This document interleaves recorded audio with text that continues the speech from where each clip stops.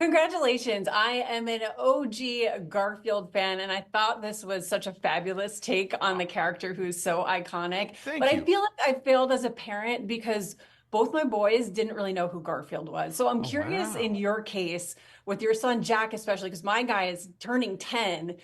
Did he know who Garfield was? You know, I think he did know who Garfield was, and I think it's because we have a Garfield comic strip book at home, and so the comic strip lived on long enough for kids, my son at least, to know who he was. But like you said, the comic strip is sort of went the way of the dodo, right? I mean, back in the Yeah. day, not to age ourselves, but when we had newspaper and you'd have to pull out the comics. It was on paper, which is this substance made of trees. To the kids who don't know, I'd have the movie section and the comic section, and so it's nice. It's nice that we're keeping the torch moving forward in a medium that's familiar to kids, and hopefully, if kids don't know who Garfield is, they will after this Memorial Day. For sure. And I love the relationship between Garfield and his father, Vic. You Yes. know, it was very reminiscent and call me crazy. I thought there were some maybe nuances towards Indiana Jones and the Last Crusade and his dad and their journey Oh. together.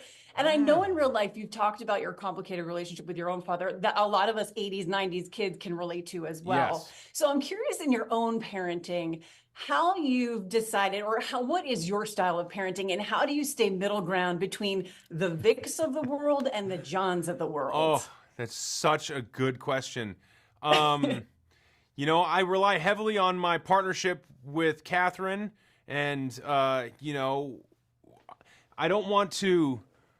It's interesting. I don't want to lose out on the things that I had as a childhood that helped make me who I am, but I do want to lose out on some of the things in my childhood that make me who I was.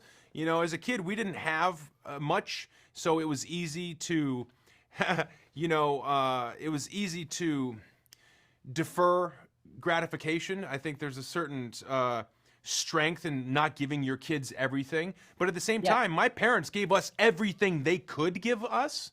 And so I'm in a Right. strange situation. It's a bit of a dilemma because I want to. If I give my children everything I could give them, they run the risk of becoming spoiled. And so I think Right. like trying to find that balance. I rely heavily on Catherine. She's got a really good gauge for that because she was raised by parents who also had a lot to give, but were smart about holding it back. And she and her siblings are not spoiled by the grace of God. They're really great kids. And so I really look more to her and what her instincts say around raising the children because she's just got a really great maternal instinct. And so I love that. I have to listen a lot to what she says. I love that. And I'm not going to lie, there were a couple of times where I teared up a little bit because of Yeah. the themes of this movie, which shocked me. You know, you dealt with real themes like adoption and blended families. So I'm curious, when you read the script and you saw those themes and his backstory, which was really cool, what your thoughts were and your advice to other families who are blended and going and navigating through all of that. Well, when I read those, and then by the way, don't be embarrassed. It's a moving movie. And it does have some emotionally resonant themes, and I think people will feel that way, which is great.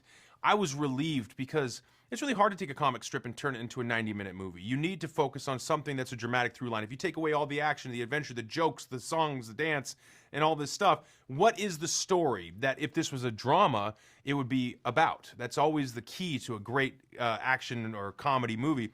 And so this has a really nice theme about a guy who was essentially abandoned by his father as a youngster and rekindling a relationship, having a lot to learn from one another, coming to answer your question, the short answer would be grace and being able to kind of forgive one another for our shortcomings and accept one another for who we are and understand that we are better together. And not everything has to be perfect to be great. I love that. Chris Pratt, thank you so much. It was awesome to meet you. I wish I had more time, Oh, me but too. I wish we had congratulations. more time too. It's nice to meet you too. All the best.